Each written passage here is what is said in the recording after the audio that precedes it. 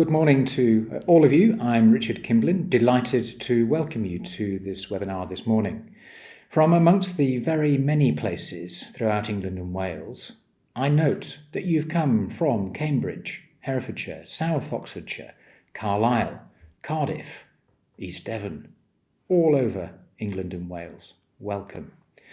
And you're also from all kinds of organisations, NHS England, Birmingham City Council, from waste planning, from minerals planning, and there's an environment officer from Essex, planning solicitors from Bristol, Chester, London, Leeds, and searching for collective nouns.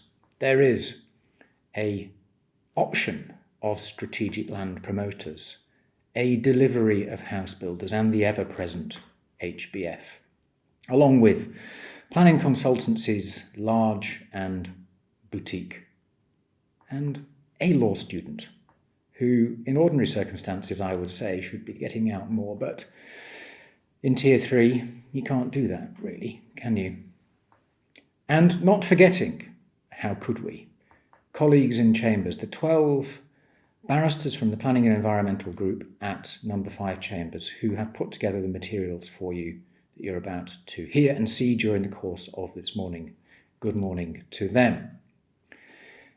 And not forgetting ever those in chambers who have put our virtual lives together so seamlessly. Andrew Bisbee and his team have been doing a fantastic job for us during the course of the pandemic. Thank you to them.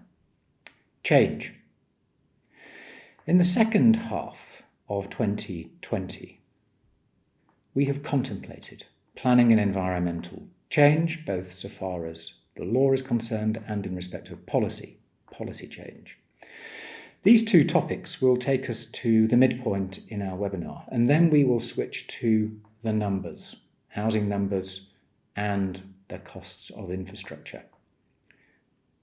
We're not going to rehearse the planning reforms. We're not going to do that. We're going to have no pillars, but we are going to turn to architecture. The future architecture of our environmental law after we leave the European Union and its transition period, because we need a new system of governance, replacing that which we had. So we're going to have an OEP, environmental principles and environmental targets. And in the planning sphere, we will focus on reactions to reform. First, in changing the planning system, will we pick low-hanging fruit and leave the harder nuts to be cracked later? Second, what are LPAs going to do with their plan preparation, stop or go? And with your application or your appeal, should you stop or should you go? In the same way that every message since December 2019 seems to have arrived by the rule of three: get Brexit done, build, build, build. We bring you a panel of three messengers: Sinead Davis, Leanne Buckley-Thompson, and JCB. Sinead, the first point: is planning law in fact going to be reformed as a result of the white paper? Thank you very much indeed, Richard. Well, I'm tasked with considering how much legislative as opposed to policy change there could really be arising out of the reforms. And I start from the premise that the Planning for the Future task force were able to envision planning reform starting with a clean sheet. Indeed, the white paper opens by saying that they're going to replace the entire corpus of plan-making law in England in order to achieve this. However, if the changes are brought forward, how many of those changes will require more rigid legal instruments, and how much will be put forward through more flexible policy mechanisms? I've identified 5 areas from the white paper which say they're going to include legislative change. I'm going to take you through them in turn.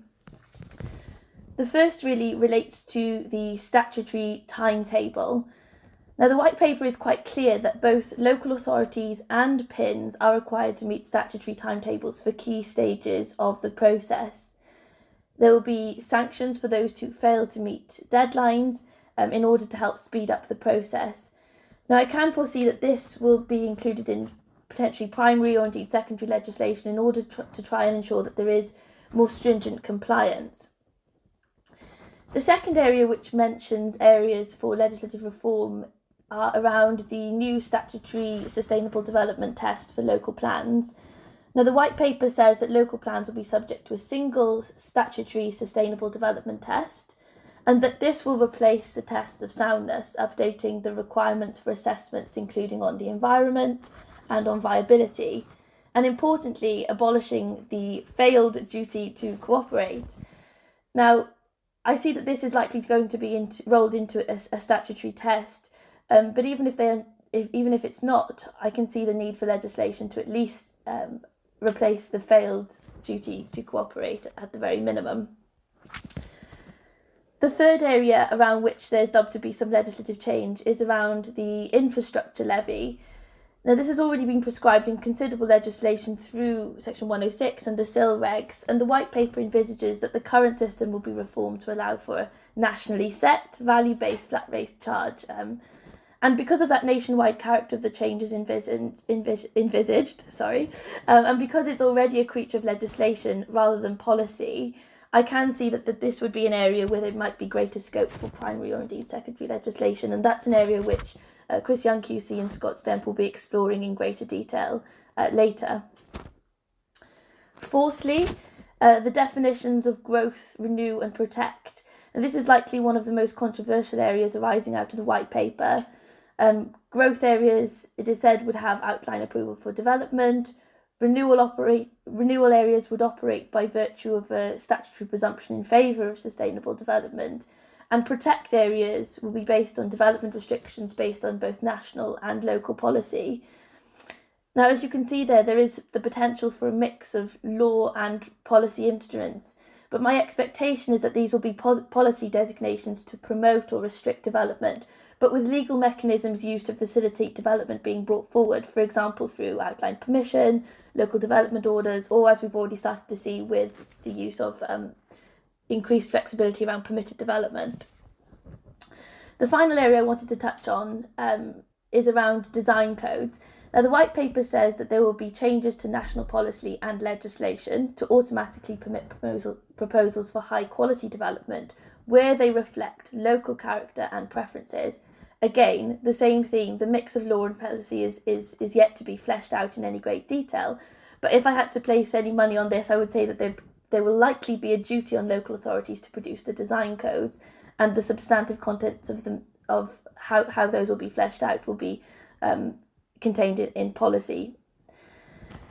Overall, I have query whether this is going to whether the legislation arising out of the white paper will actually be brought forward in the manner which is set out, and indeed whether the changes which are set out are even realistically deliverable given the scale and ambition of the task which was initially envisaged. I think that there will still be a very important role for the NPPF or similar national policy framework as a guiding policy document, particularly in the absence of local development control policies. I think fundamentally whether these areas are put on a legislative footing requires the right balance to be struck between speed and standardisation and flexibility and discretion at the local level. Hopefully the outcomes of the consultation will help inform kind of how that mix is played out. And I am indeed, as you can probably gather, sceptical that it will involve replacing the entire corpus of planning law as was envisaged at the start of the white paper. Well, Sinead the sceptic, what about Leanne? Are you quite so sceptical? I think it's fair to say I probably am, Richard. And in terms of what I want to pick up on, it probably comes as no surprise to you that I want to just very briefly touch on design codes. Richard, you'll know that you and I very recently filmed a podcast in relation to this with special guest architect Professor Robert Adam. What I'm going to do for anyone who hasn't had a chance to listen to that yet, I'm going to put a little plug to that in the chat box shortly, so you'll have a link so you can go and have a listen. But ultimately, I agree with Sinead that such design codes would need to be flexible in an extent in order to be workable. There has to be room for approving schemes which are still beautiful and well designed, but which might not tick all of the boxes as might be expected within a more rigid regime. And I talk about that within the podcast, as does Richard and Professor Robert Adams. So I know it's a plug, but I do suggest you go and have a listen to it if you're interested in design. Well, I agree entirely. James.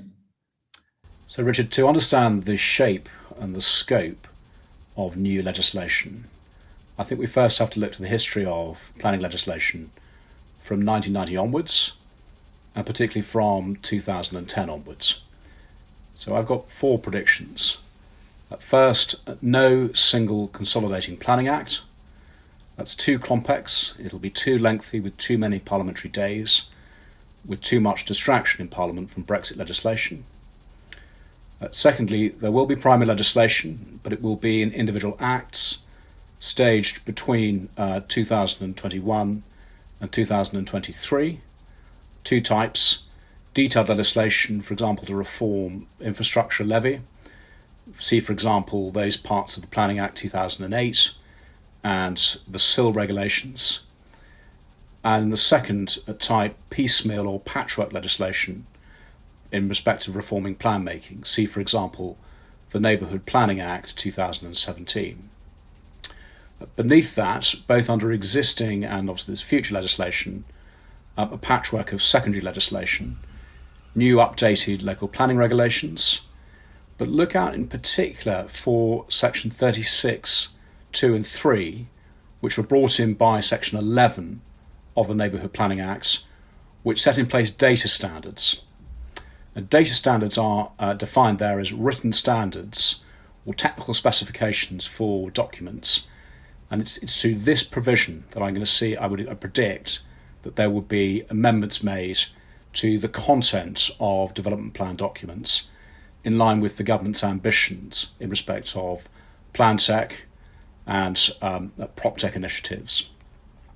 And then fourthly, I'd expect the usual flurry of PPG updates to support the above.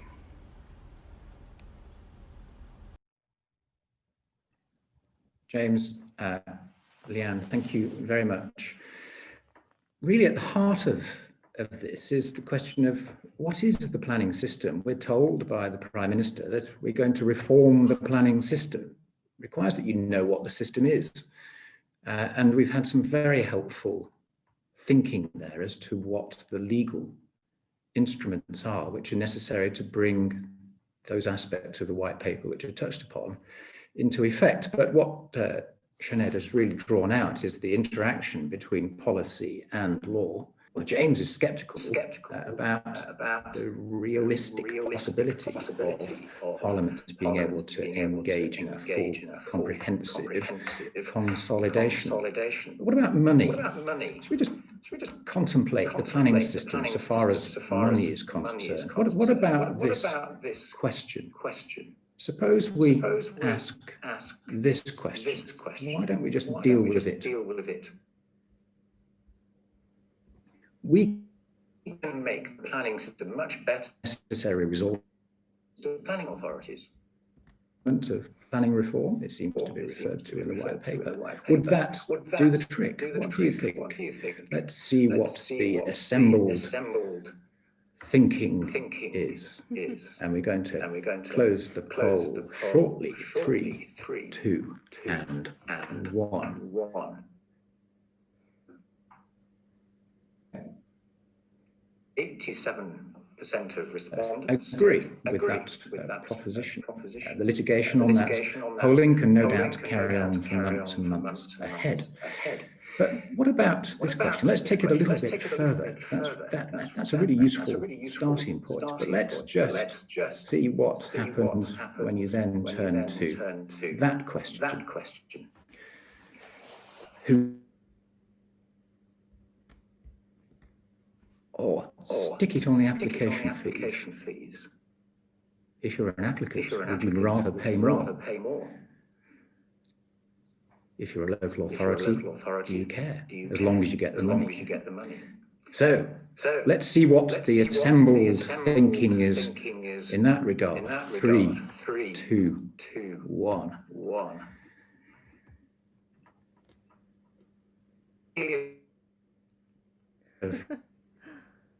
So there we have it. That's our starter for 10. What is the planning system and the way in which all of these matters fit together? Let's move on, because funding is something which planning authorities will have very much in mind in the context of whether it's going to be a complete waste of time to continue with their local plan. Leanne, what would you say? Well, Richard, that's a very fair point, and it can be really tempting, I have to say, to stop work on local plans at the moment. There are a number of reasons why I think that is, but I'm just going to touch on three.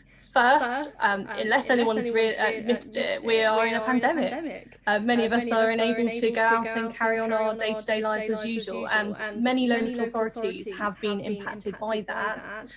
Not just by virtue of furloughed staff, which obviously incurs an element of the cost, even though there's government help, but also means there's less hands on deck. Or those staff may have had to have been deployed elsewhere. I know a lot of local authorities that have had to do that, particularly given my practice is planning and housing. I know that there are officers that have been deployed to deal with housing matters, particularly homelessness, which has moved them away from planning. And so there are increased budget constraints flowing from that. And there have also been, of course, restrictions on carrying out site visits and surveys, which are necessary when you're looking at gathering evidence. Second, let's leave the pandemic for a moment. The pending reforms, of course, that we've just touched on to the planning system, of course, some uncertainty, of course, and concern, naturally, that any work done will be pointless, as Richard, you just said, if it needs redoing. And then finally, of course, local planning examinations have been suspended, so there's less urgency, I suppose, in that sense, to really make people want to push on and deal with local planning. So I've said all of that, and I suppose that sounds quite convincing as an argument to stop, but that's not what I'm saying. What I'm saying is that I think that we should carry on going, we should carry on moving forward, because overall, I think it's sensible to keep pressing on with what you can. And again, there's a number of reasons why I think this, but I'm just going to touch on a few of those. First, of course, the work will still need to be done. It's like when you're a student, you've got that essay pending, and you really don't want to do it, and you sit on it, and then you end up having to pull an all-nighter. It still needs to be done. What's the point? It's not going anywhere. Do what work you can now. Secondly, we're likely to come out of the pandemic with a much worse economic situation than before it, and that's without considering the potential impact of Brexit. So that's going to have an impact on local planning authorities if they wait and feel the heat of that. Thirdly, MHCLG has encouraged work to progress with plan making. So they've spoken, they've told us that we need to be doing this. There are deadlines in place for local plans to be finalised, so let's not forget that. Also, it's clear that post-pandemic local authorities are going to be expected to be even more proactive to make up for lost time. That time does need to be brought back. The deadlines aren't going anywhere. So there is a clear incentive, I would say, to get ahead. And then finally, let's think about the fact that there is still work that can be done, even with the current difficulties. So whilst I appreciate there might be certain things that you might be more hesitant about, do what you can, do as much as you can at the moment. I think that's the most sensible course of action, Richard. James, do you agree? Yes, absolutely, Richard. I think local authorities who stop work on their plans in 2020 are likely to find that comes back to bite them at appeal by the summer and the autumn of 2021. The presumption is going to apply throughout 2021. It may change, but it's not going to be phrased in such a manner as to give a reprieve to authorities who don't have an up-to-date plan. Now, when the legislation gets delayed, in line with the prediction I've made earlier, a clear gap is going to emerge in respect of those authorities who were progressing their plans but have not done so. The only limited area where it seems to me that pausing action in respect of local plan progression may be justified is in respect of further clarity in respect of the impact of the recent, the current consultation in respect of Class E conversions to C conventional housing. But my prediction is we can expect a backlash against that from authorities, and indeed perhaps some reversal by government when those proposals come to fruition. So by April or May 2021, I think we're going to see government instructing authorities to get on with the original plan-making activity, and by the latter part of next year, some very robust Secretary of State or inspector decisions in respect of those authorities that don't have an ongoing work on a plan or indeed an up-to-date plan to cover needs within their administrative areas. Sinead, what say you? Thank you, Richard. Well, yes, I also agree with Leanne. There seem to be so many unknowns at this stage, and to cease local plan preparation seems unwise. Firstly, we don't know what the outcomes of the white paper will be, or how the proposals will materialise into reform in any event, or indeed any reassurance of what the timescales for those changes will be. And even if they do come in, the white paper mentions that there will be an extended period of time for those local planning authorities who have adopted a local plan within the previous 3 years, or where the local plan has been submitted to the Secretary of State for examination. That period of time will be 42 months instead of the normal 30, and so that introduces some flexibility for new plans to be considered in any event. Well, there's an outbreak of some consensus there, and it gives Leanne the opportunity to pick out the best points and to summarise really what is a very substantial consensus, that reform might be some time off, and a whole heap of reasons why carrying on is the right thing to do. Is that what you took from all of that, Leanne? Absolutely. Isn't it good, Richard, when council all agree? How often are we in that situation? But no, certainly my colleagues are right. I would say that, because it's my opinion also. We need to be cracking on, we need to be pushing on and doing some work, and it's not just for the reasons that I said, but also Sinead's and James as well. The planning appeal point, I think, is a very good one, and one that people should bear in mind, particularly local authorities, in terms of the presumption and the impact that might have. Well, I gather that there's a very significant number of examinations programmed by the Inspectorate, upwards of 25 on their way. So it seems as if the reality is rather consistent with your view as to what should be happening. The news is that some are falling away, but not a significant number. And despite the pandemic, progress seems to have continued in that regard. Virtual examinations underway, views as to their effectiveness and fairness probably varying, and there's quite a lot going on just at the moment in terms of understanding what people's experience is of the virtual, but certainly at the moment there's little option. Maybe during the course of the spring, we'll see something more of a hybrid nature, but that's something to watch out for so far as the latter stages of plan preparation and adoption are concerned. But the interaction there is interesting. It's a very interesting interaction. Likewise, we've got appeals back underway, both in writing, by hearing and by inquiry, and people are now making appeals and in some significant numbers. And in that context, let's turn to the question, the practical question which we flagged. Should one make that application now? Is now a good time? Is now a good time to apply or to appeal? James. Richard, in answer to that question, I'd say the answer is very much press go on new applications for three reasons. The first is in respect to the legislation. So the promise of new legislation within the next year will quickly assume a mirage-like quality, in my view. The Great Consolidating Act will be delivered in a more fragmented and less radical way, as I've predicted, and therefore throughout 2021, applications and appeals will continue to be determined under the current planning acts. That therefore takes us to policy, national policy, as the chief material consideration. National policy, whether in the NPPF, PPG or ministerial statements will likely have to swing towards a more pro-development approach, driving economic growth through construction work. And whilst the changes to Class E plainly are a concern for standard housing land supply arguments, the government will continue to have to support the delivery of family size housing and affordable housing on greenfield sites, plus of course older persons development. And of course the position is going to be even stronger when it comes to commercial and industrial development, logistics and manufacturing, driving the jobs needed to power the recovery.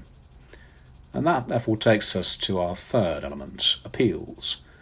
The appeals system will develop a significant backlog by the second quarter of 2021 as PINS processes its existing backlog of appeals and a further wave of appeals which are already being launched before Christmas.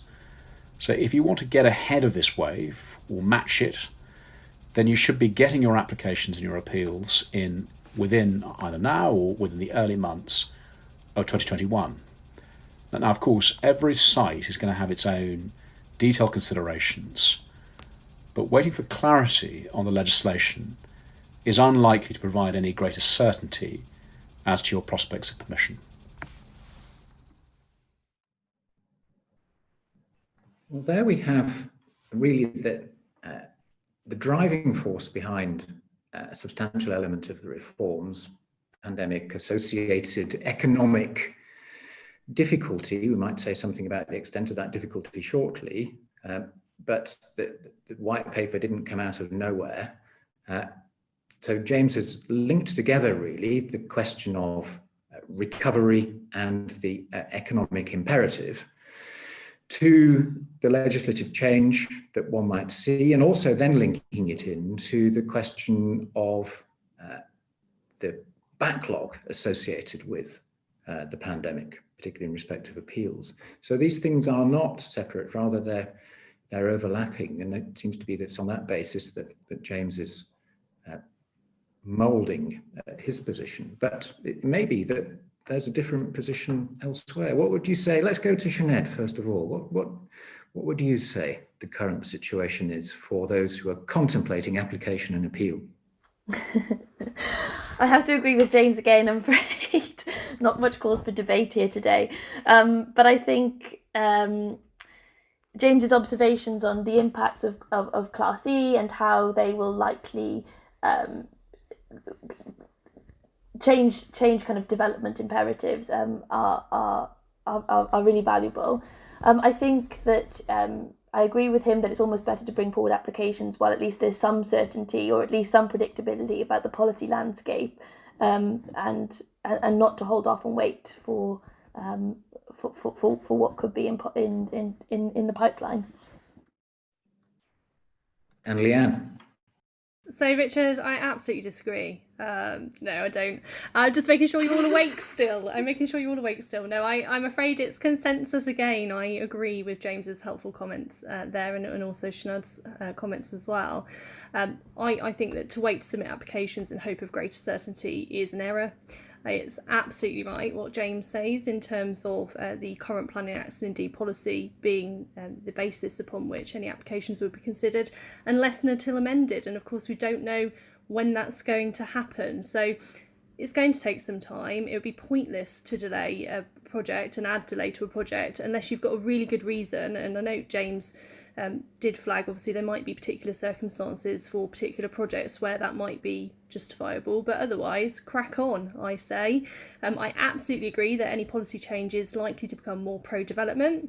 There is a dire need for housing. I think that's undeniable at this stage, particularly affordable and different types of housing. I know James touched on, and rightly touched on, older persons development. So too in particular C2 retirement villages, of course, fall within that, and in particular extra care. There's clear policy support for that, and I don't see that changing unless to provide even more emphasis in favour of the same. So positive, Richard, from me. On one basis, you could say that conclusion that the three of you have arrived at is counterintuitive, because what has often happened is, if there is the prospect of legislative or policy change, that brings uncertainty, and uncertainty is the enemy of investment. But that's not the circumstance which we face here, because the uncertainty is not in fact present. It's not Brexit-style uncertainty where after the vote 2016 then things just slowed down because people were uncertain. Rather, there is a significant degree of certainty about the economic imperative. The government has said, rule of three, build, build, build. And the numbers are extraordinary, aren't they? I look at all sorts of different graphs of the economic course of the pandemic. UK penultimate in the world to Argentina, so far as economic impact has been concerned, by some measures, not by all measures. Spain gets a little further down on some measures. But what is undeniable is the need for recovery. And you don't have to look back very far, do you? What was the origin of the 2012 framework? And paragraph 14, what was the origin of that? That was the recessions prompted by the 2008 crash, and the government's response was to use planning as an instrument to promote growth. That's what it was about. And that's what's happening again. And there is really no uncertainty as to what the policy direction will be, both express and, it seems to me, rather more pervasive. One doesn't have to look very far through the way in which examinations are going, where there is a greenbelt release. One can see the combined imperatives of housing, land supply, and the delivery of homes alongside the economic benefits associated with them.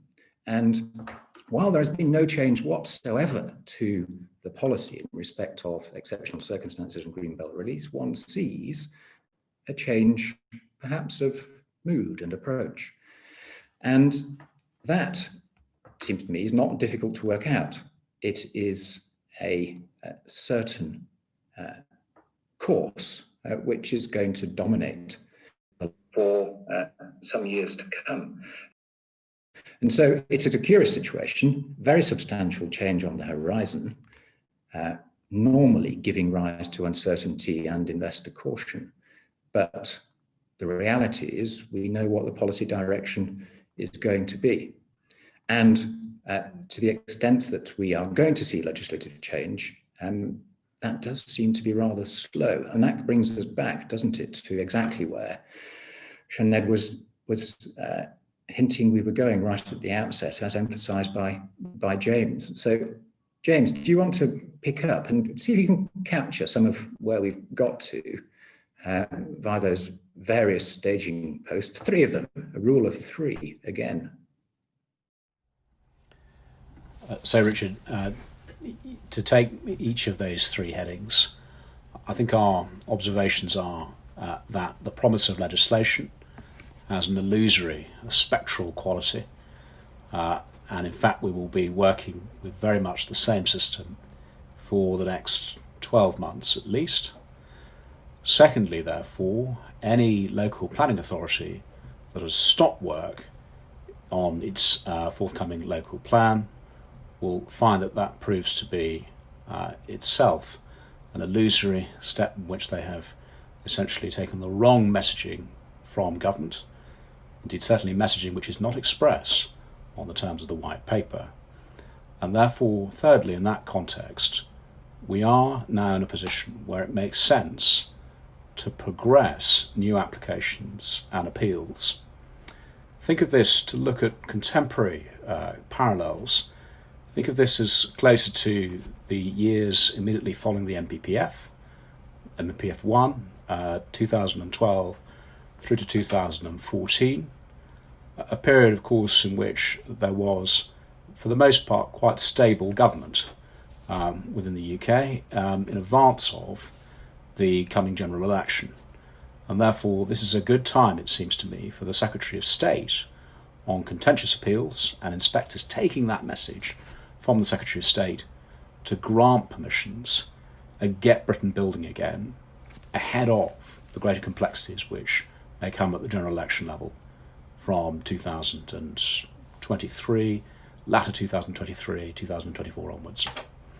So if you want to look at where we're going, look at the lessons from the recent past, obviously with some qualification for the inevitable black swans and uncertainties thrown up by Brexit.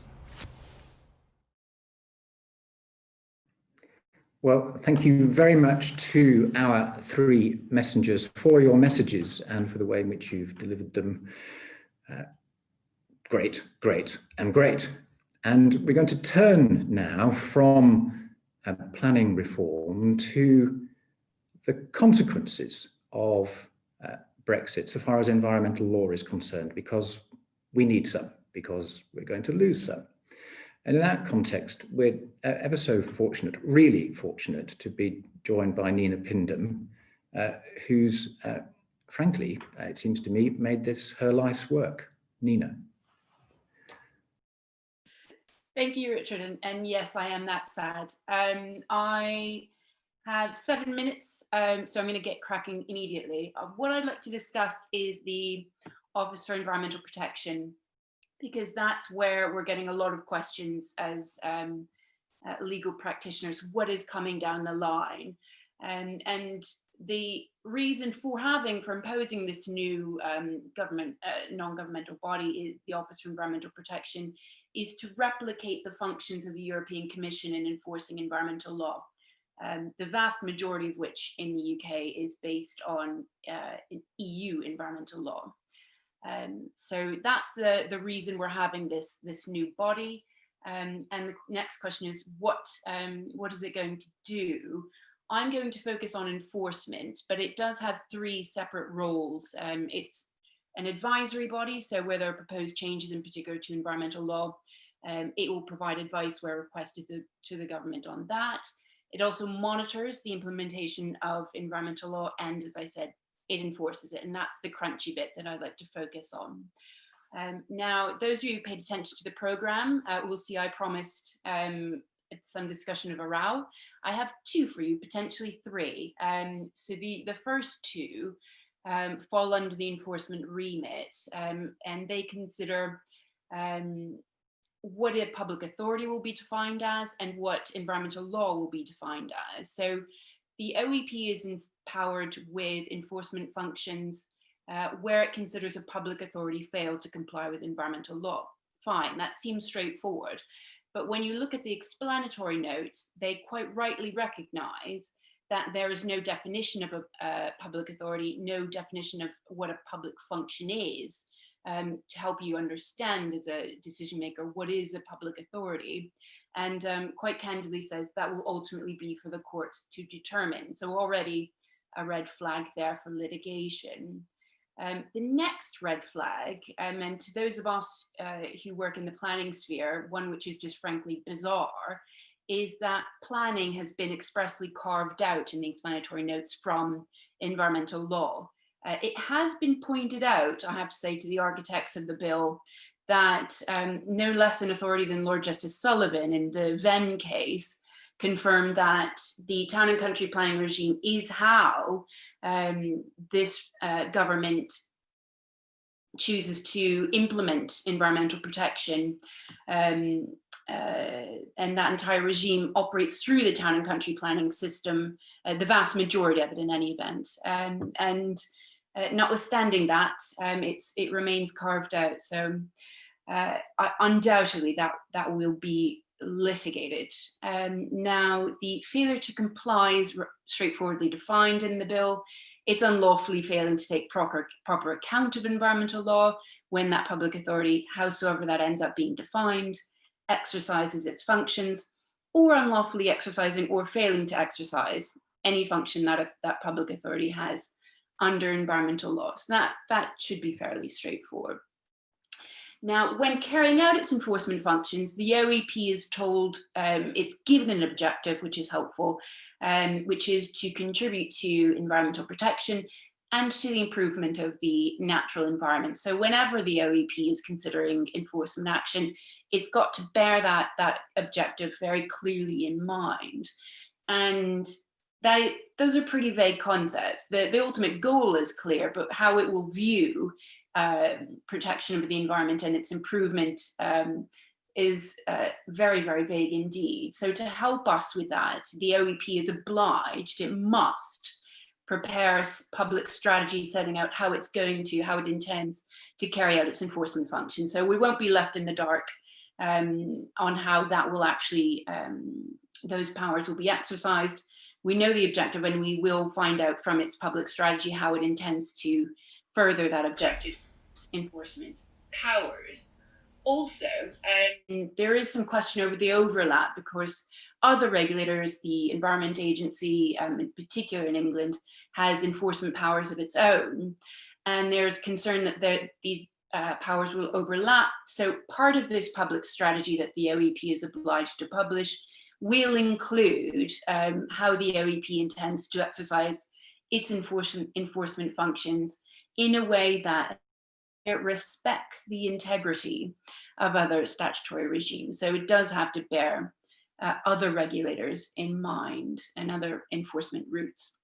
So the typical avenue for enforcement envisaged in the bill is a complaint about a public authority's behavior. Although that said, the OEP can take action of its own accord. Once it receives a complaint, the OEP is then to make a recommendation, prepare a report. If it decides to make a recommendation, I should say, then it makes a report on the breach of environmental law. It does not have to publish that, but it must provide a copy to the relevant minister.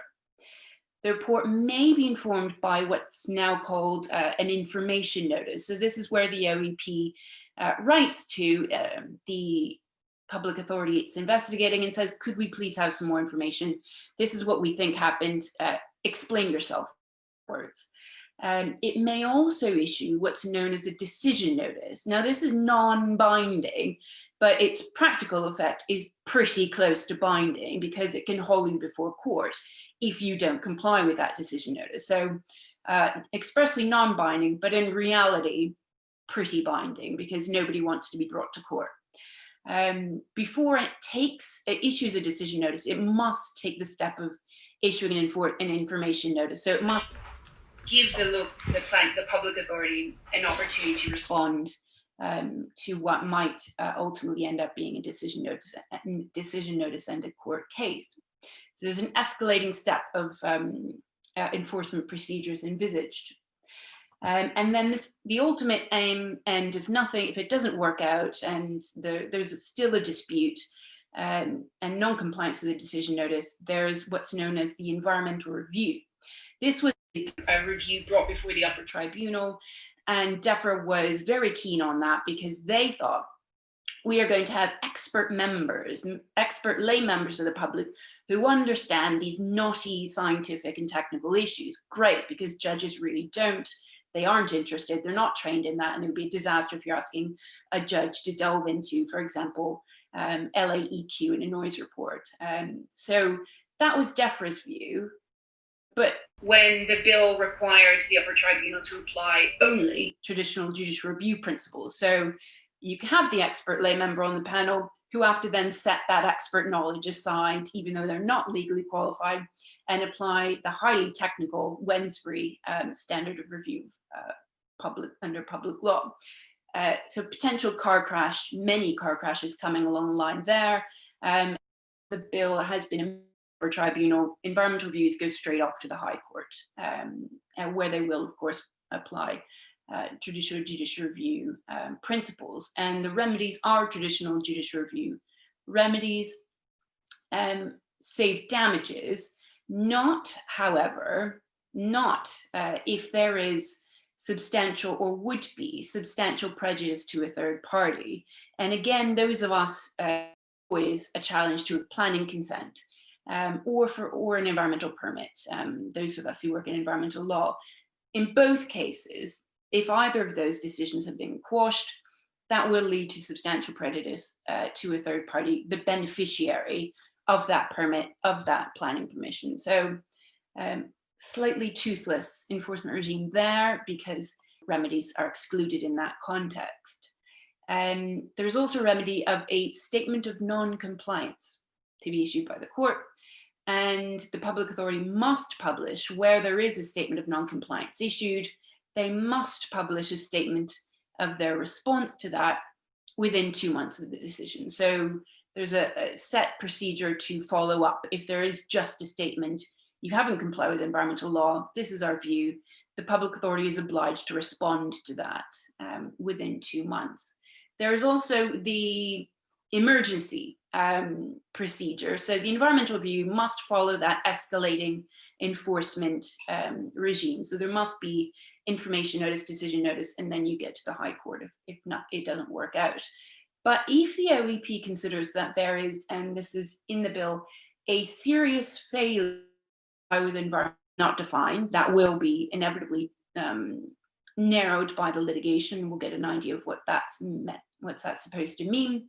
A serious failure to comply with environmental law, and it's necessary to take that action to prevent or mitigate serious damage to the natural environment or human health. So where there's a real risk of serious damage or serious harm, the OEP is empowered to take action. Section 31 of the Senior Courts Act, which those of us who work in the courts day in, day out in judicial review know, this is a provision that says if you're asked to, the High Court must refuse to grant relief if it considers the decision, it was highly likely the outcome for the claimant would have been a useful provision for defendants, and that it's considered, given the circumstances here, is not appropriate in these emergency environmental judicial reviews. So Section 31 of the Senior Courts Act does not apply to the OEP's statutory review powers. If the OEP is successful, again, a statement of the steps it intends to take within 2 months of that decision. And finally, before I hand you off to the delightful Christian Hawley, one thing for defendants to bear in mind is that if you are the recipient of a decision notice, then the only way you can challenge it, there's no appeals procedure in the bill as of yet. The only way you can challenge it is by way of judicial review, which in my view is a bit unfair. So the court will, if asked at permission stage, to consider that question, and will consider it of its own motion at any substantive hearing. So there is a real disadvantage there in terms of the two-sided regimes that will apply. So we shall see whether that remains the case. Christian, over to you. Thank you, Nina, and good morning, everybody. Yes, the Environment Bill. I think it's probably appropriate to coin a political phrase and describe it as something of a big beast. Not quite 250 pages of legislation, which I've had the pleasure of reading, and my job today in the next 5 minutes is to take you through that and save you the trouble of reading those 250 pages. I think really some principal points to start with. What's really quite telling when one looks through it is the scope for further regulations to be made. It really is a bill which sets out principles and ideas rather than the mechanics of actually how it will take effect. So I think really what it can be seen as is an evolving piece of legislation which will be built on into the future. And in order to understand that, I set about wondering how to approach it for the purposes of this seminar. My 7-year-old son, Hugo, when he's got a question that's troubling him, and he's very anxious to talk about it, starts spilling out words rather than forming a question. He says who, when, why, what, how. Now, normally, I don't take advice from a 7-year-old, but thinking about this, I decided actually it was a reasonably appropriate structure to consider what the Environment Bill is seeking to do. So I'm going to take you through the who, when, why, what and how. Now, what the government tell us is that it's a major new step to set environmental goals beyond climate change mitigation in a way that legally binds this government and future governments. Now, obviously, what's quite telling about that is that legal binding effect. Anybody who's been following Brexit or indeed other matters knows that this isn't a government that particularly likes being legally bound, but nonetheless, in terms of environmental matters, it appears that it is prepared to do so. The other important change, in my view, is that really this is something of a proactive approach rather than what could have been considered historically to be a reactive approach. It's setting targets, it's setting out principles. It's not just seeking to protect what we have, but there is a binding commitment to enhance the natural environment, which is built through the bill. So what does it actually do? Well, it says so right at the start. You don't need to read all 250 pages. Part 1 says the Secretary of State may by regulations set out long-term targets in respect of any matter which relates to A, the natural environment, or B, people's enjoyment of the natural environment. Now, when you get through the document, you realise that the primary focus is on the natural environment rather than people's enjoyment of it. But really the telling point is any matter. Now, whilst the Environment Bill sets out 4 priority areas, those being air quality, everybody's heard about that, biodiversity, possibly the element of the Environment Bill that's got the most coverage and press because of the immediate impact that it appears to have in terms of development projects, water and resource and efficiency and waste reduction, and then lastly, setting a target for fine particulate matter. So whilst those are the 4 areas which are set out in the legislation isn't limited to those areas. It can be anything to do with the natural environment, which when you pause and think for a moment, is pretty much anything and everything. So how will the new legislative framework set out dealing with these matters? Well, Part 4 tells us that a target set, because the requirement is to set targets, must specify a standard to be achieved, which must be capable of being objectively measured, and a date by which it is to be achieved. So essentially what the bill requires is, in terms of the particular area, for a standard to be set, and a standard which is an achievable one, and then a time frame within which it must be achieved. So when do these targets start to come into effect? Well, again, the bill is quite clear. They need to be set by the 31st of October 2022. So really, not all that far away. And that's just in relation to the 4 areas identified. As things evolve, inevitably, new targets will be set for other areas of improvements. So turning to the how will this take effect? Mostly by regulations. Much of the bill provides for the Secretary of State to set regulations in certain matters, but also the Secretary of State being required to produce an environmental improvement plan, and that is to be a plan for significantly improving the natural environment within the relevant period. The minimum period is 15 years, and it needs to set out how the government intends to improve the natural environment, and also annually report against set targets as to how it is achieving that. The present Environmental Improvement Plan is the 2018 paper, A Green Future, but that needs to be reviewed and replaced by January 2023. And that is going to set the framework for planning into the future, because the Environment Bill requires the Secretary of State to prepare a policy statement on environmental principles. And the first of those is that environmental protection should be integrated into the making of policies. Could it be any clearer that local plans, decision making and national guidance is going to be required to embody and embed the principle of environmental protection?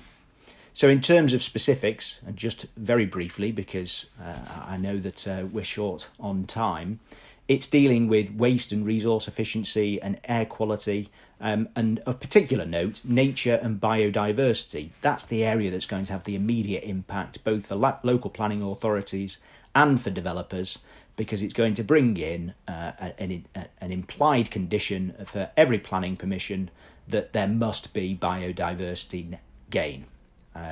Local planning authorities will be required to provide reports annually. It's mandatory on biodiversity gain in their area. Every local authority area will need to be recovered by a local nature recovery strategy, which sets out how the environment will be enhanced in their areas. And equally, Natural England are entitled to prepare a strategy for improving the conservation status of any flora or fauna. So whilst in many areas we've seen the phosphates issue arising, the issue here is that, you know, if there is something that requires protecting, then Natural England can set out a national or regional policy statement in that regard. Lastly, particularly of interest to local authorities and developers, and those which have been caught up in particularly nitrates and phosphates by way of an example, but it could apply to anything, you know, pressure on protected areas or failing areas. Conservation covenants. So a landowner will be able to enter into an agreement for the land, provided that it is to be put toward a conservation purpose and is to be intended for the public good. Now, that can then be a biodiversity gain site, which can be used to offset any biodiversity impact arising from development elsewhere. And also, particularly interestingly, the bill makes provision for the Secretary of State to put in place a biodiversity credit trading scheme, which is something which can unlock development rather than particular sites having to accommodate whatever the gain is that's required, and also gives opportunities, of course, for those who own land which might be able to be put to such purpose. So there is economic benefit on both sides. So lastly, the why. Why have we got the Environment Bill? Well, it's obvious. It's trite to say, isn't it, that the protection of our environment is an important good, particularly when you have a 7-year-old son growing up in it. So thank you very much. And that's the Environment Bill. Now, in due course, we will turn to the question of the feedback form. And I think that a feedback form should be provided to Hugo. And I am absolutely sure that Hugo would give you a 5-star review on each question. So thank you very much indeed, Christian. We're going to turn now to the break. 3 things. First, there's going to be a break of about 10 minutes. There's going to be a countdown clock, which will help you know when we're going to kick off again. But most importantly, by far the most important point, is that during the course of the break, there is going to be a video. It's Reese's story. Shelter is the charity which is behind this webinar, and you have lots of opportunities, if you look in the chat, if you look at the slide which is going to be presented to you, to join in with us in contributing to both the work that they do in terms of advocacy for the homeless and in making a direct provision. So if you have an opportunity, watch Reese's story. We'll then come back after the break when Peter Goatley will pick up and take us through those topics which touch more firmly upon the numbers. It's been great to be with you so far. Look forward to being back with you shortly. When my grandma was alive, they were good Christmases. She took me on from an early age, and when she passed, I pretty much lost everything. Things kind of fell apart.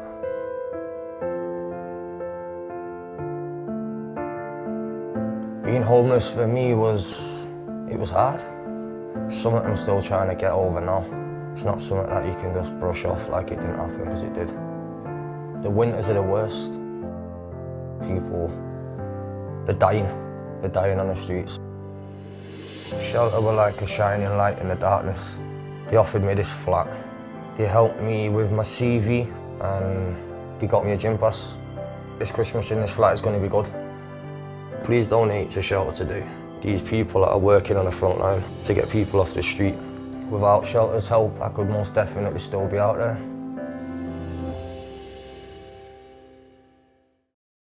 Hello and welcome back. Hopefully that was long enough for a suitable coffee break or the like.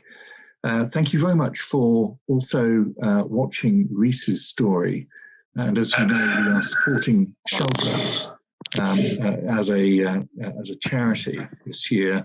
And I think it's rather an important year given everything else that's been going on.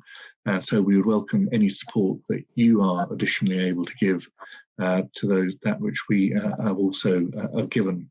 Now, I'd just like to reinforce what Richard was saying a little earlier, which is that there will be an opportunity for feedback a little bit later on at the end of this particular webinar, and we would very much encourage you to be a participant in that, as we want to know what does help, what doesn't help in terms of the sort of matters that we're covering in events like this. So that's enough for me. Now I'm going to pass on to both Chris Young, who has had one or two technical issues. I think that's probably as high as a technical issue, but anyway, there we are. One or two technical issues, and to Scott as well, who are going to tell us all about land value capture, which is now come back into view in terms of the government's gun sites. So I'll now pass over to Chris and Scott. Thank you. Thank you very much, Peter. In terms of the talk today, we're going to focus on infrastructure funding and land value capture. And the first thing we're going to turn to is where does it come from? Where does it go? And if you can think about that without hearing Redneck's 1995 Cotton Eye Joe hit, you're a better person than I am.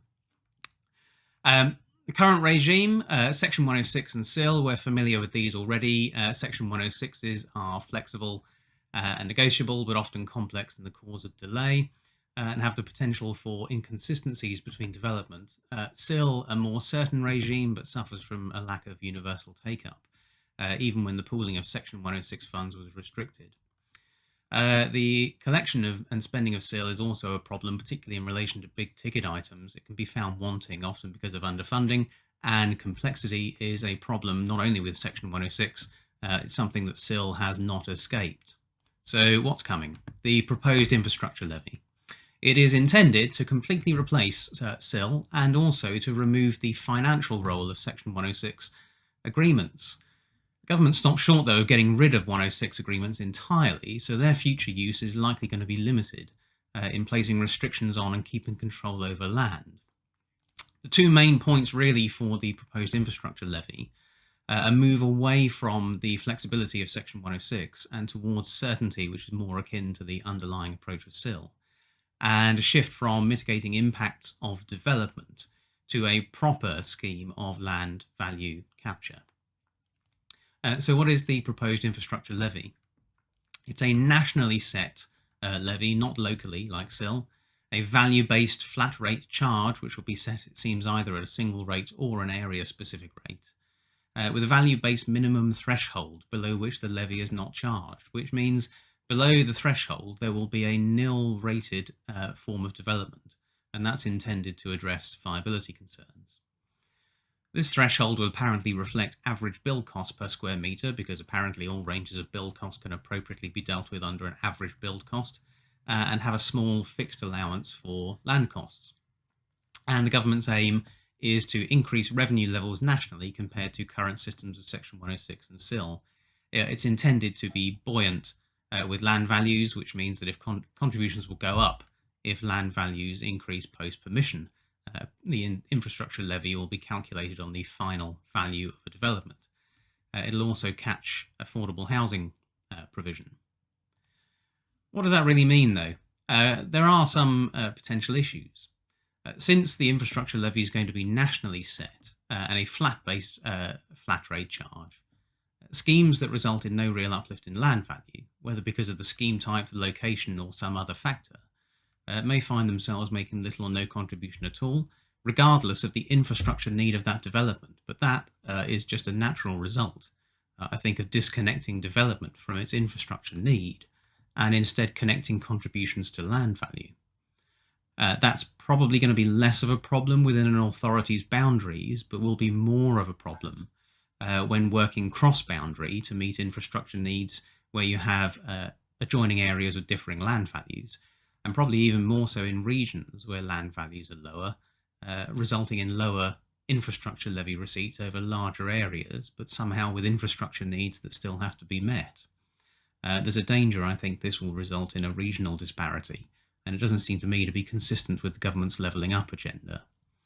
It's unclear still how the government proposes to balance out regional discrepancies.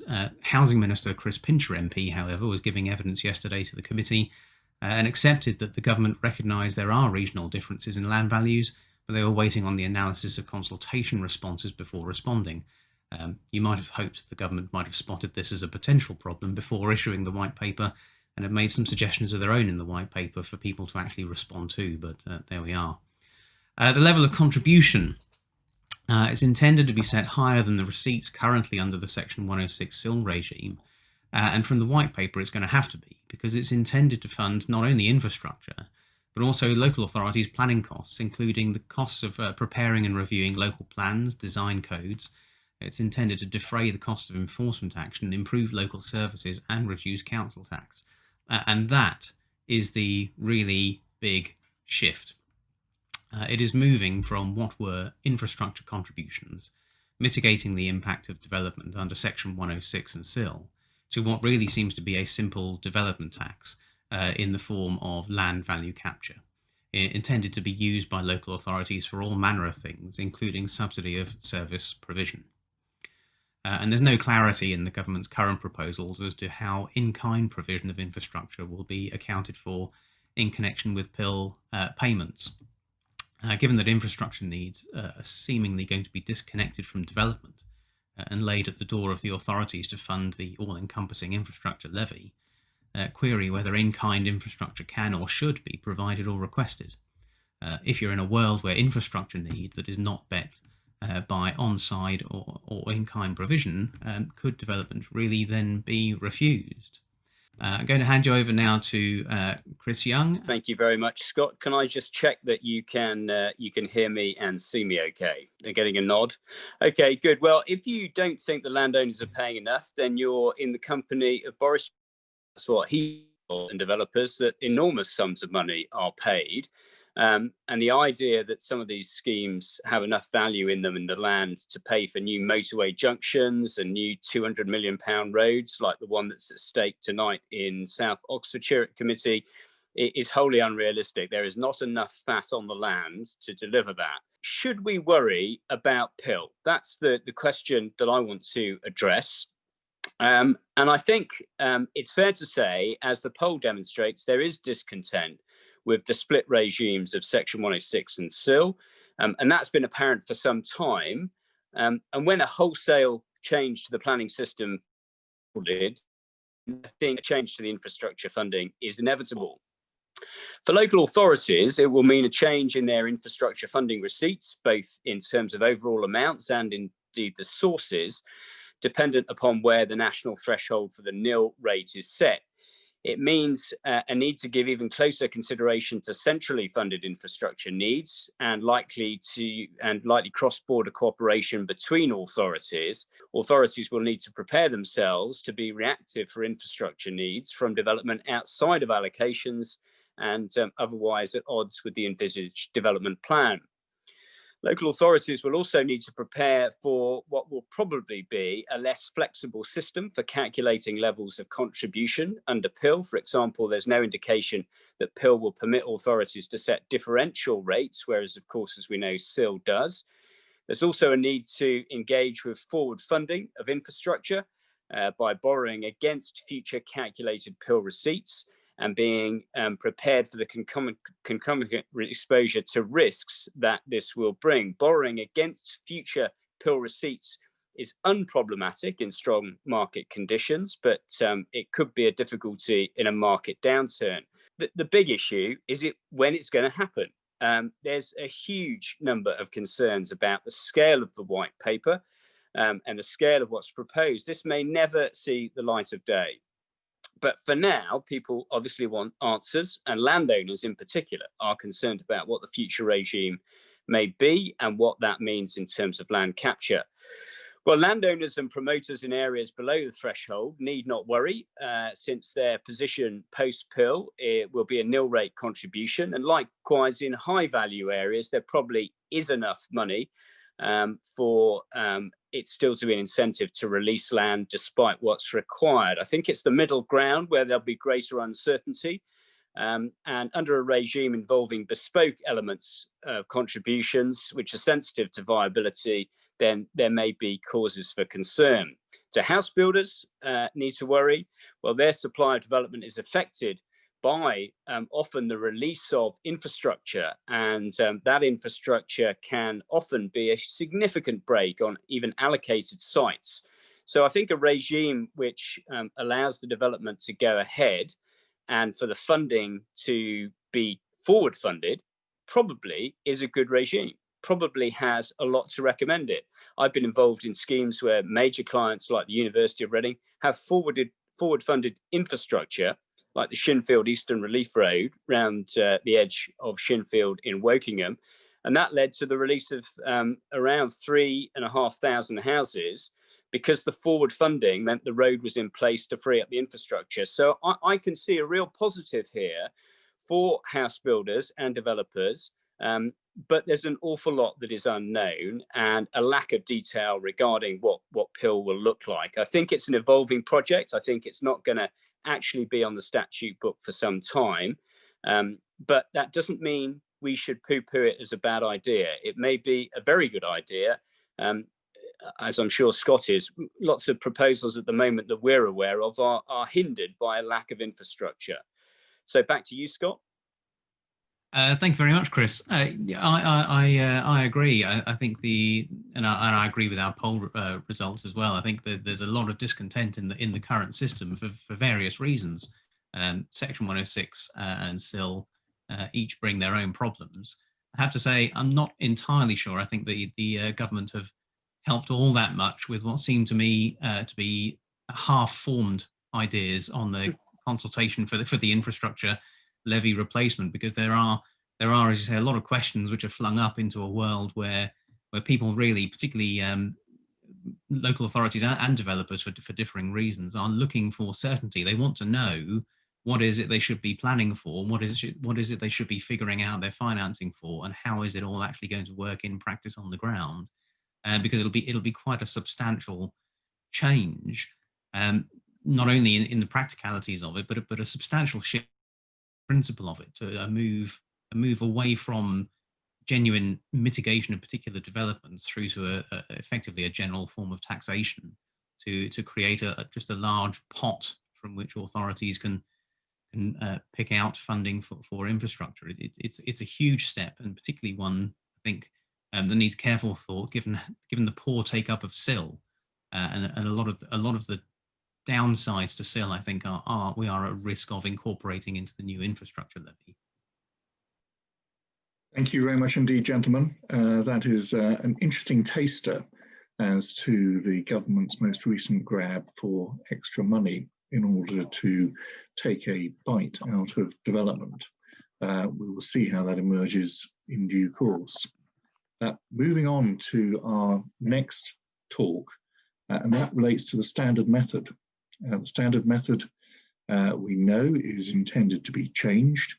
It was changed from the 2012 version with the 2018 NPPF.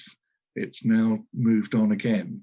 Let's see where that is going to take us and what we think might be the consequences of that. And for that, we're going to hear from both Satnam Chung and also Oliver Lawrence as well. Gentlemen, thank you.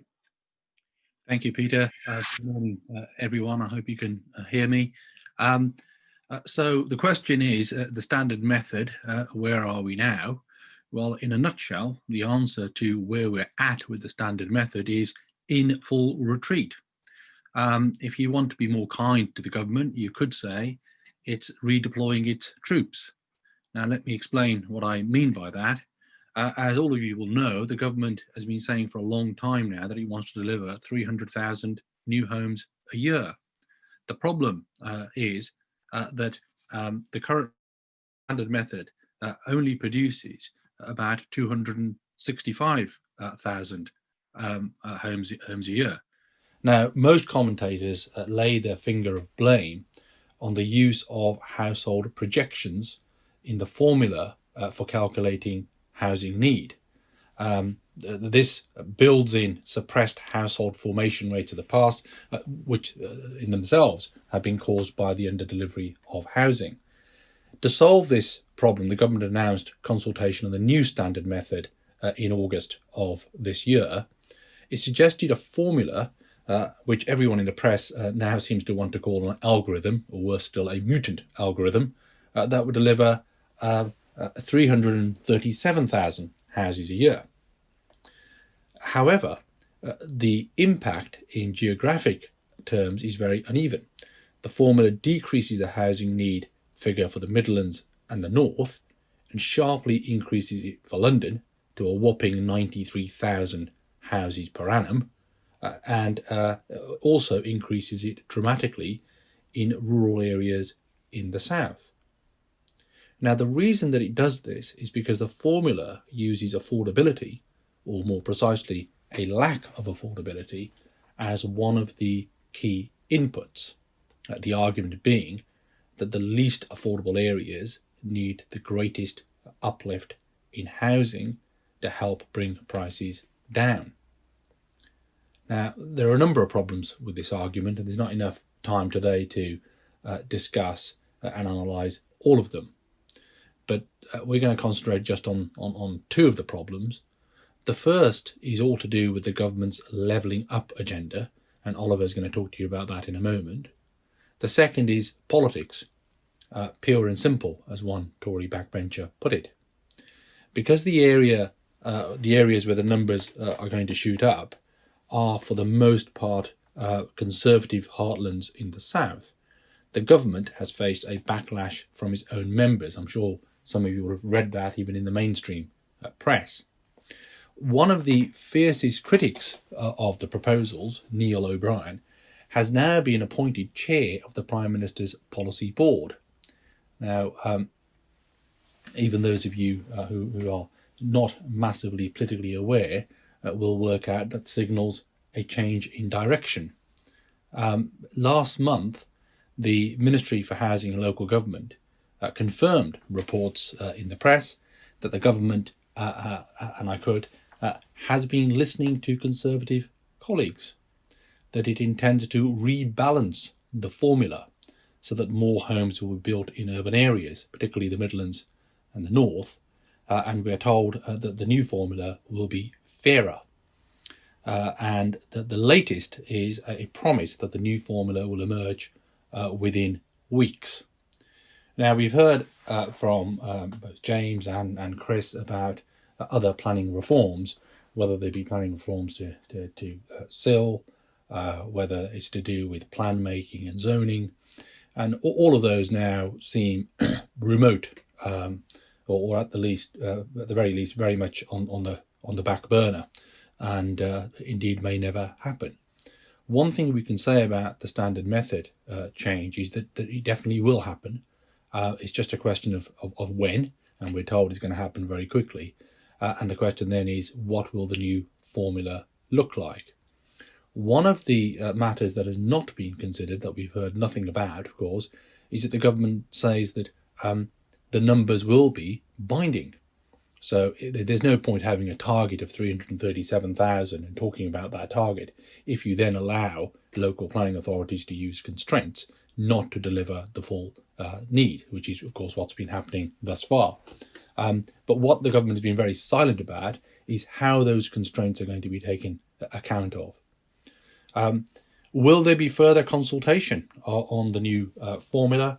Well, I suspect that this time it will be ran past Conservative backbenchers before it's announced to the rest of us, in which case no consultation will be required. Oliver.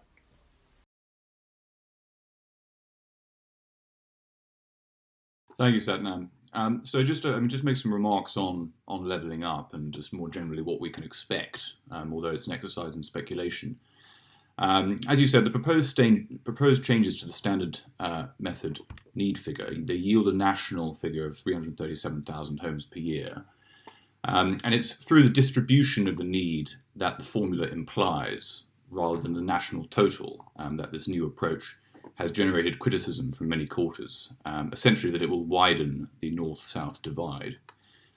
Because the South is currently set to receive nearly 50,000 of the 70,000 homes added to the current annual estimate of housing need. And this pushes the need in London, for example, to a level that is close to 2.5 times the best annual outturn it's had in the last 20 years. So questions as to the deliverability of that. And the North will gain only 6,000 additional homes worth of need a year, and be planning for delivery 20% below what was built and occupied last year. So that's an implied need for the North of fewer than 50,000 homes a year, compared to the 60,000 homes it actually delivered last year. So where does all this sit politically? An implied reduction of housing supply in the North, it's clearly at odds with the government's aim to level up the country. And the importance of that aim has obviously only increased in the last year, with COVID-19 shining a spotlight on the consequences of long-standing inequalities between North and South. Major cities like Manchester and Leeds are being left behind, some say, despite boasting strong housing market areas. So you've outlined how the proposed changes do this, Satnam. I mean, the main villain in the formula is the bolstered role of affordability. If houses in the area are more expensive relative to incomes, then the formula will spit out a higher housing need figure. The idea is, of course, supply and demand. You need to build houses where house prices are highest so that they come down. That's the idea. I don't really want to take on central economics orthodoxy in 5 minutes, but that axiom is truest when one zooms out and takes a long-term view, not just in relation to the housing market. The housing market is complex. For example, in isolated cases over the short term, building houses in an area can sometimes increase house prices by making the area a more desirable place to live. So the question of what role affordability should play in calculating housing need is a good question to ask, even when you put this north-south issue to one side.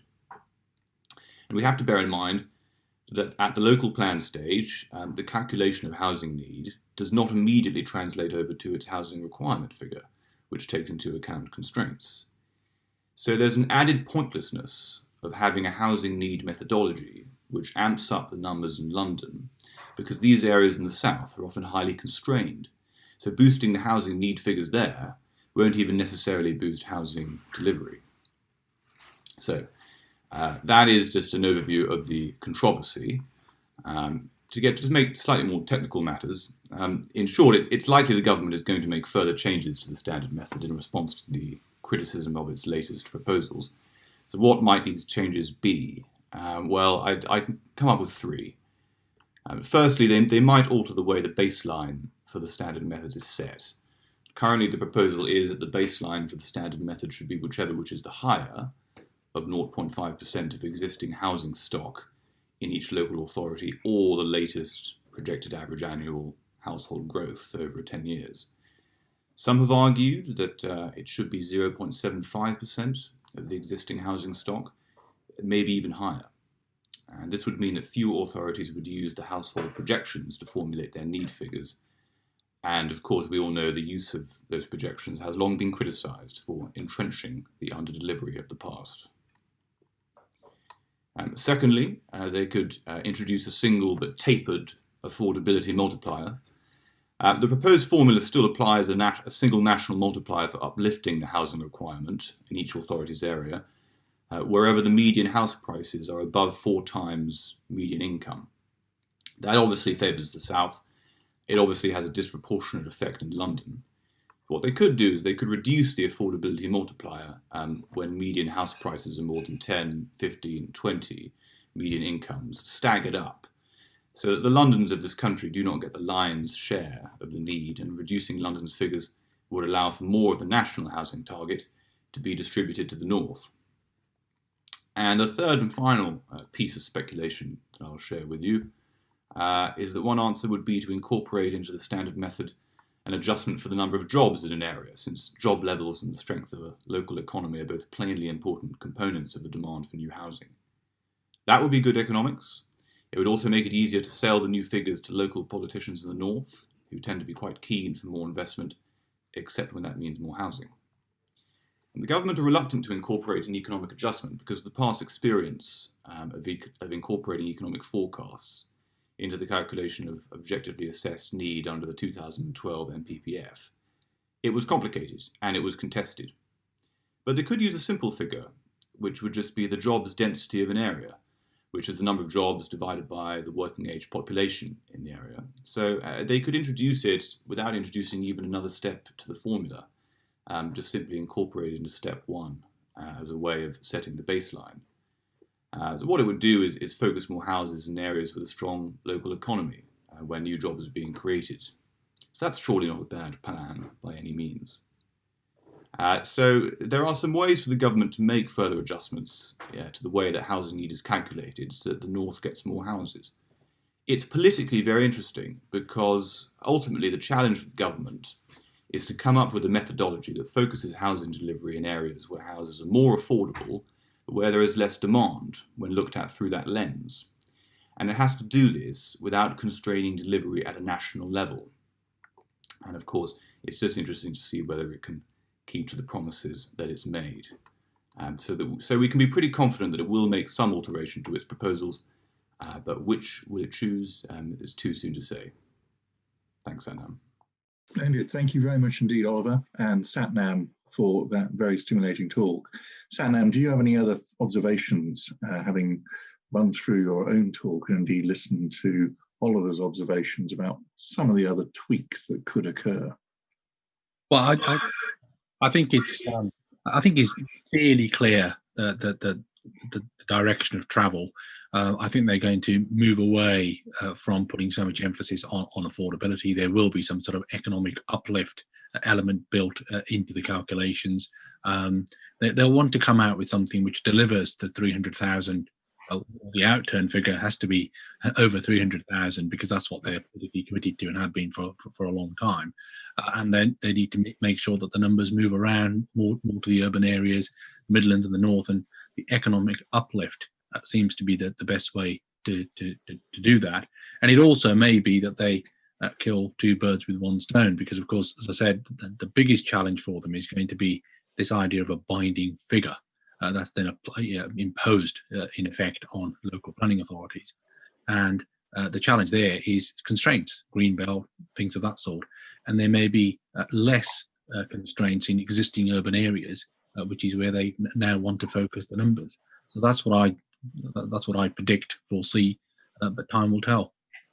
Splendid. We can pause that and hold that thought for a moment because we may well come back to that in due course. Because what we're now going to do is move on to a Q&A panel session, and hopefully we'll be joined by my colleagues Richard Humphreys QC, Paul Cairns QC, and Nina Pindham. What I was looking to do is to pick up on at least some of the matters that have arisen this morning, and we've had some questions that have come in from others as well. So what I was going to do is look to run through those questions and see what you as our panel think about those in the light of what we've heard this morning and any other observations that you may have. Now, the first question that has been posed is, if delay isn't what the government wants from its proposed reforms, then how do we deal with the local planning authorities that have paused their local plans, their local plan preparations, especially if we're dealing with Greenbelt authorities? And I was going to, first of all, Richard, ask you for your thoughts on that. Well, that really is a conundrum which the government will have to sort out which way it wishes to go. I think it links also into the question about that one person asked about whether we should be having whether if you've got a part 2 plan, whether the government's going to allow one 30 months or 42 months before you bring forward the next plan. And one could, looking at the white paper, you can read that in either way. Paragraph 2.50, if you want to look it up, the person who asked that question, it's unclear as to whether the government's going to require, consistent with we want local authorities to get on with plan making, they would say, well, look, you've got 30 months in which to bring forward your plan, irrespective of the fact you're still bringing forward your Part 2 plan. However, having said that, looking at the white paper as a whole, I think they refer to the local years, so that must include the Part 2 plans as well. And of course, realistically, obviously we've got to see the transitional provisions in due course, but realistically, one's going to have 2 plans which, at least in part, have an overlap in time periods.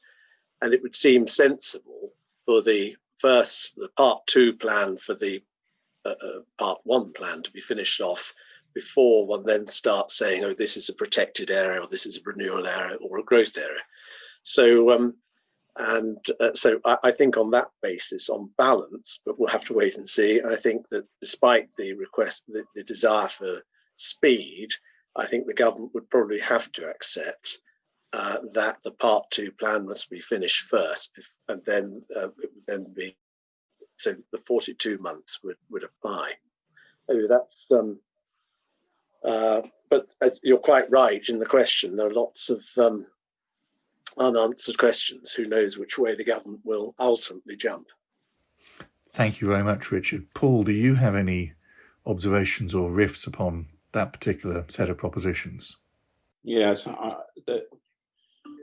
there are so many imponderables at the moment, as a lot of our speakers have discussed, by looking in their crystal balls as to what may or what may not transpire. But insofar as the delay that has been afforded in terms of local plans, I agree with what Richard said, but we, of course, as practitioners, have to look at what is here and now.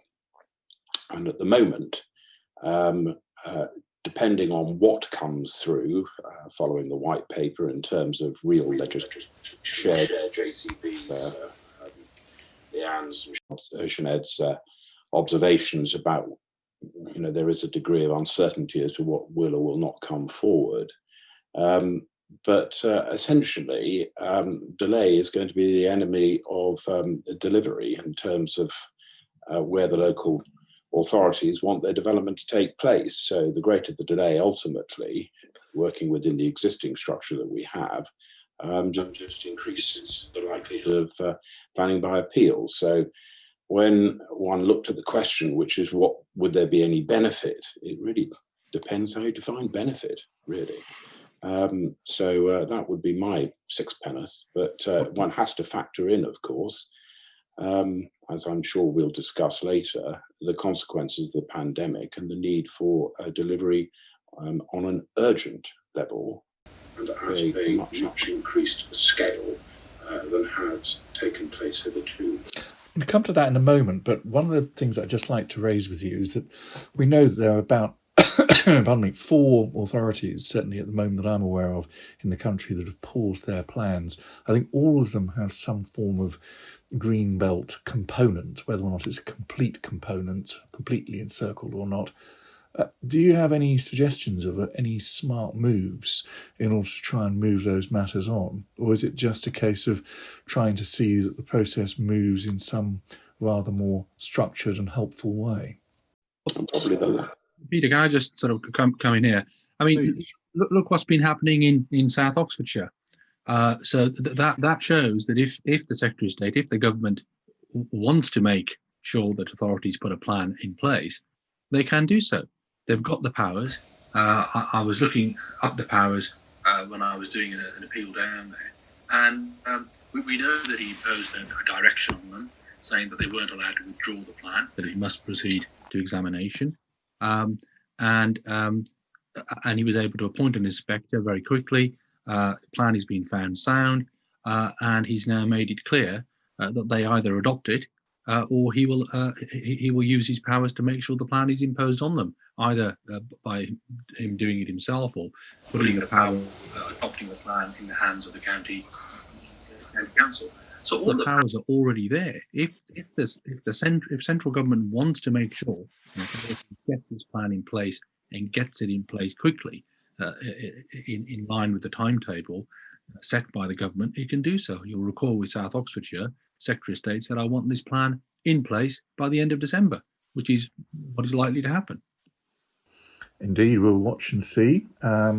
Having had the opportunity to not only be there myself, but to see a number of my friends who have been speaking this morning, who also were contributors to that particular imbroglio, we will see whether, in fact, it does formally get adopted and then gets on with whatever review may occur. Thanks for that. Now, one feature that obviously we're all grappling with at the moment is the pandemic and the consequences of the pandemic. Has anyone seen any significant change to the planning balance that's come from that? And does anyone foresee any such change? Nina, I was going to throw that one to you, if I may. It's been raised particularly by local objectors for some reason, as a reason not to grant permission for housing development. But I suspect they'd grasp any reason whatsoever to make that argument. And in my experience, it's the routine answer is it's too early to tell. We don't know what the outcome will be. We're still in the midst of the pandemic, despite the very welcome news that people are now being vaccinated. And so it's a matter of waiting and seeing exactly what the outcome is. So inspectors, local planning authorities, my experience, it may be the panel's experience is different, but my experience is that they are taking a wait and see approach. I have to say that's been my experience, but I'd certainly be interested to know whether anyone else on the panel has a different view on that, or indeed whether in fact this presents any particular challenges or opportunities in due course. And I was going to go first of all to Richard on that. Yes, well, I think there have been a number of decisions where inspectors have taken into account effect of COVID on the 5-year supply. We had the Christina Downs decision in Wokingham, I think it was, back in May of this year. Been a number of other decisions. Clearly, if you can go along and say that you've got development ready to go, and clearly there are great economic problems affecting this country, then that's going to assist the one side of the balance very much. But equally, one's got to be very careful, because the appellant must be able to demonstrate that they also can deliver. And if they're going to promise to deliver affordable housing to meet a 5-year shortfall, or any housing, how are they going to deliver? Have they got the manpower? Can they actually deliver in that 5-year period when they say they're going to deliver? But all that aspect is rarely, in my view, actually analysed very closely by local authorities. They're simply under-resourced to deal with it. So, in general, the appellant will get the benefit of saying, "Oh, look, we're ready to go, and it's a pandemic, so we really ought to be allowed to get on and deliver housing." We know that the housing this year has, although the ultimate figures haven't since April of this year, we know the indications are that we're very substantially below on delivery. And also, I think Satnam referred to 265,000 homes being delivered as being roughly. My reading of the most recent figures to the end of March of this year was, I think it was about 242,000. That was including conversions. So the new build element plus conversions, permitted development rights. So the 242,000 is woefully short of the 300, let alone the 337,000 figure. You've got to ask why that is, because even before the pandemic, why wasn't the industry able to deliver the 300,000. Is it all down to local authorities with reserved matters, issues? Possibly in part, but looking over many, many years now, you see the huge mismatch between the number of permissions granted and the number actually completed and delivered. So there's something going on external to local authorities and the planning system.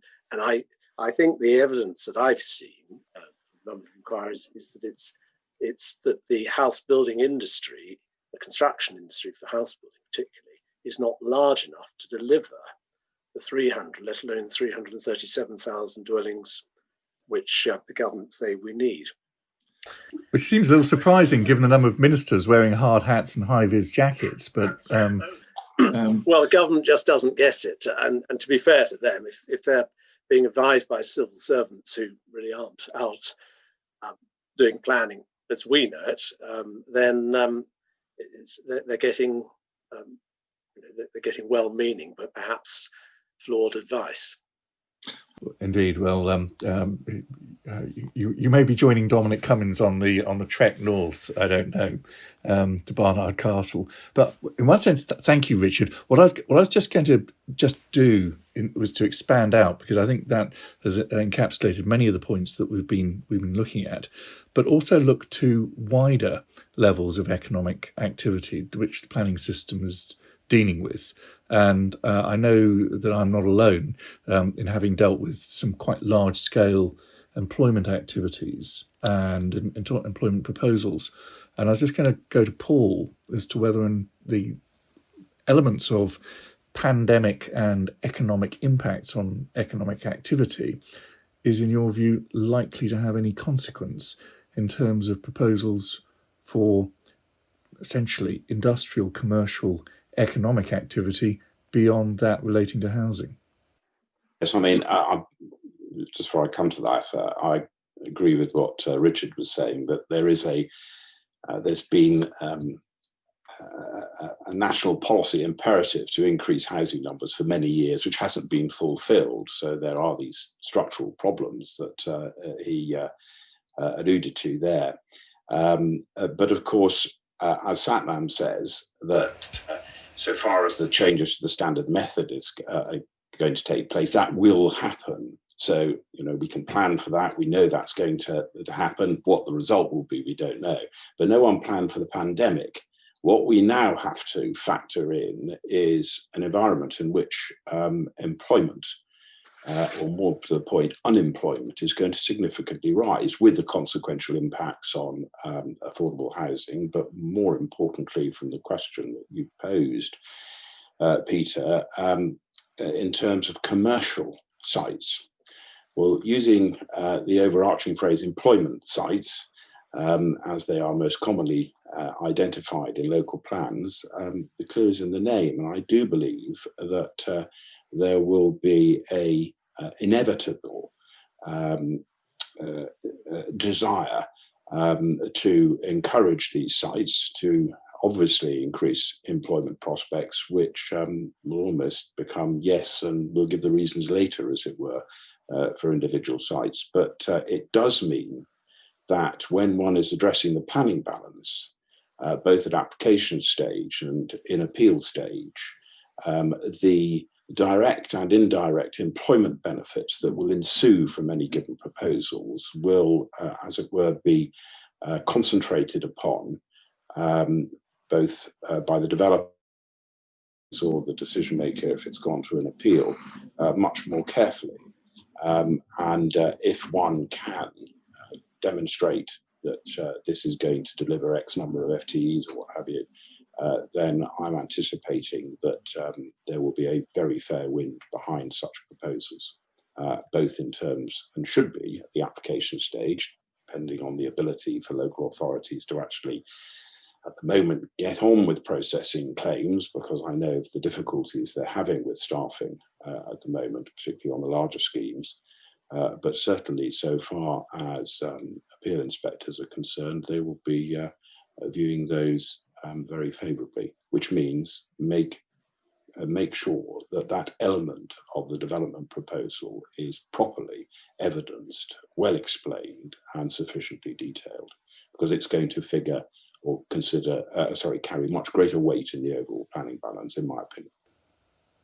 Thank you very much. Satnam, do you have any observations on that?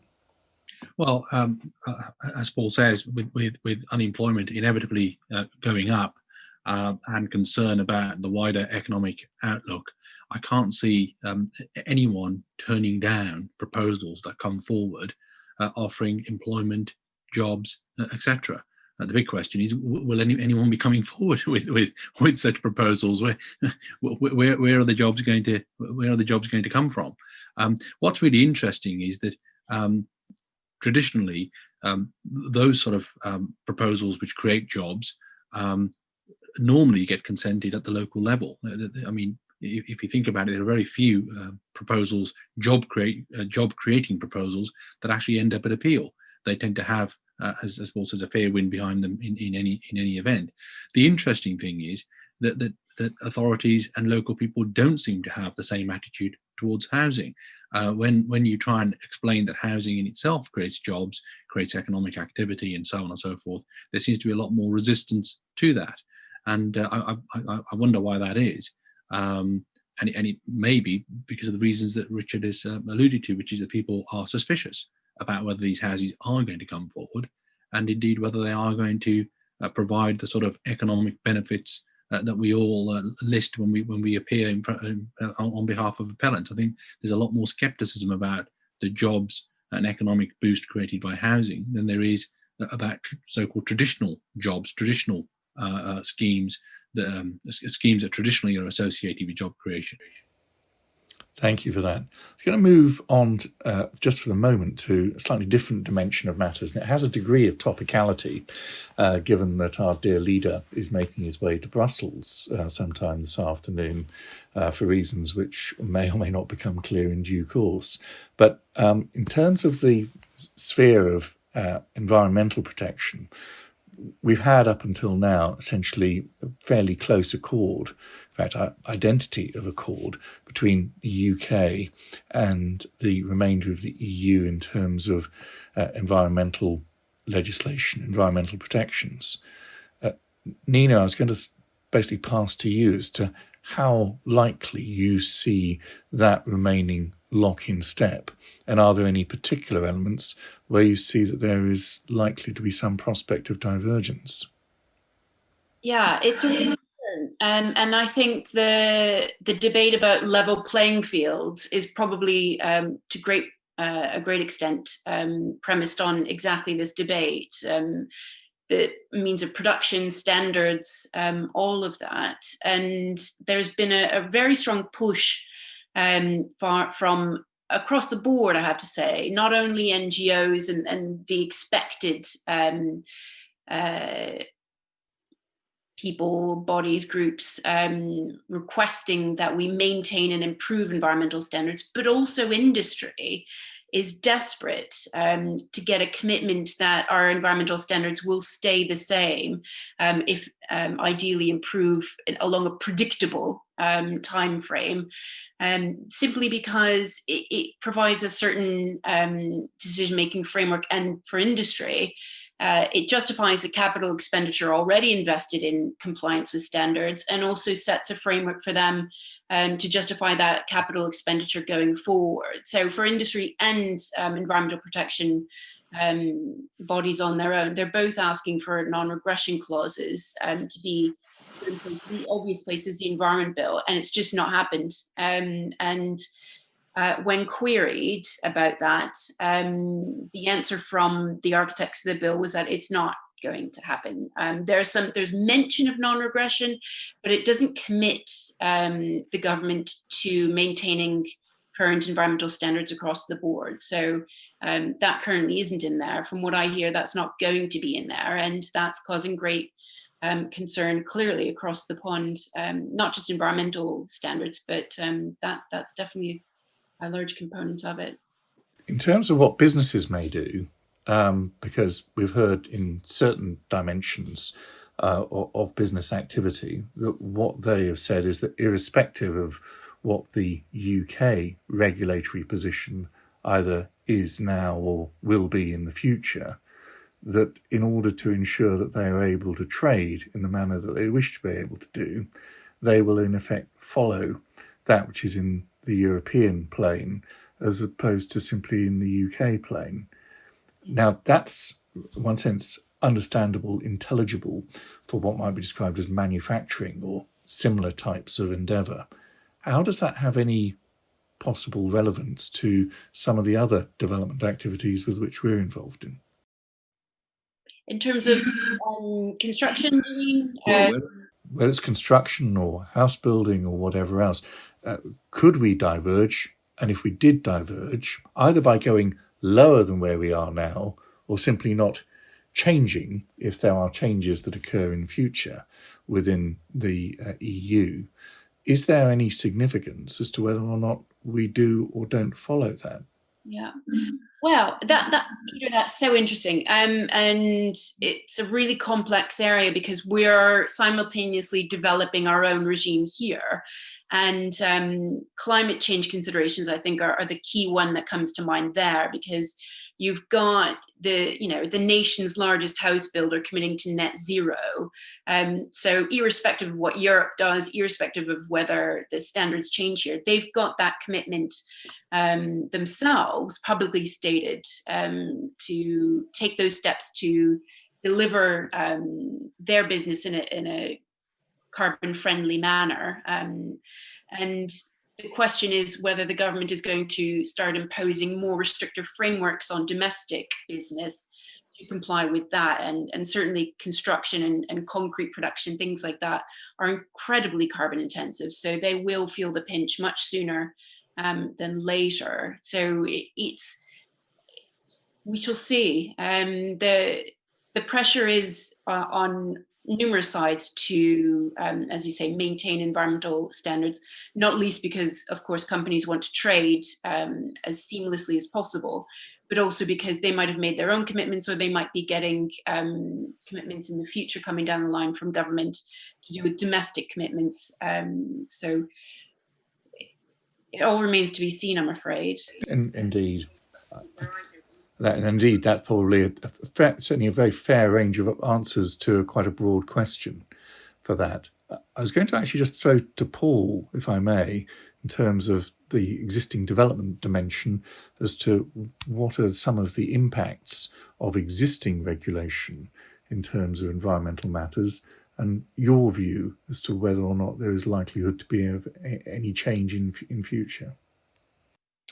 I endorse what Nina says. I mean, in terms of change in the future, I think the OEP will certainly want to make its presence felt, and certainly will be keen, I am sure, to emphasise its independence in the context of putting the environmental needs of the UK, or certainly England, because it's all regional. It's going to be the responsibility of the devolved governments playing into this. So I look with interest to endorse what Nina says, but we've already been given a hint in terms of environmental impacts, in terms of, for instance, I talk as an owner of electric vehicles, about the impacts on certainly on industry in terms of carbon neutrality and the aim to comply with our international obligations outside of the EU. But I think they will probably wish to make it clear, look, we're here and we're looking at our interests, and we are an independent body, and so we'll probably see a flurry of activity to emphasise that independence. But that's supposition. Peter, can I just add something? I mean, in terms of the pressure for environmental responsibility and ever increasing sort of awareness of the green agenda and environmentalism, well, we've got to ask, where is that coming from? It's not as though governments, whether they be governments in Europe or governments here, suddenly wake up one day and think we must impose greater environmental standards and regulations on business. So in a way, this debate that somehow that pressure is coming from Europe, and when you take Europe away, that people in Britain and the politicians in Britain and manufacturers in Britain will allow standards to slip. I don't really see it that way, because the pressure ultimately comes from the people, doesn't it? It comes from populations who are much more aware about environmental matters, and there's a very strong green lobby. It's no longer a sort of a niche interest. Environmentalism it's become mainstream, and if you look across, all of the parties are claiming to be environmentally responsible. So I don't know. I personally, I don't see where the force is going to come from to go backwards on environmental standards. I just don't see a constituency for it. Okay, just cutting in here. It's sort of echoing what Zach said with regard to standard methods and politics, and how the politics will ultimately be impacting upon whatever algorithm or formula they use there. And I would endorse that, because it's a very strong political lobby, and it's popular politics. So which would probably, I think, emphasise what I said earlier on, that we will see that as the OEP is actually acting and making it clear they're acting for the benefits that they have been given responsibility for. Now, that is a heartwarming thought in the run-up to Christmas. Popular politics. I'd like you to all to hold that particular thought. I'm going to pause matters there, if I may, and thank all of the panel and indeed all the speakers, and for that matter, those who have been able to put together this particular webinar. Most of all, I'd like to thank our participants, those who have come along virtually in order to watch this webinar, and I hope that what we have produced has been of interest and assistance to you.